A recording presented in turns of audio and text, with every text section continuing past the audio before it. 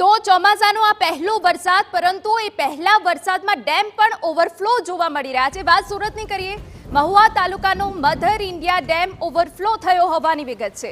ઉમરા ગામે આવેલી અંબિકા નદી બે કાંઠે વહેતી થઈ।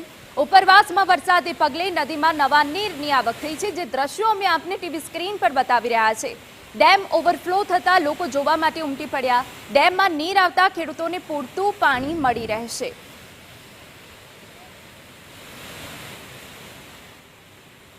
તો અંબિકા નદી બે કાંઠે વહેતી થઈ છે અને જે મધર ઇન્ડિયા ડેમ છે તે સંપૂર્ણ છલકાઈ ગયો છે, જે ખેડૂતો માટે ખુશીના સમાચાર છે। ખેડૂતોને હવે સિંચાઈ માટે પૂરતું પાણી મળી રહેશે।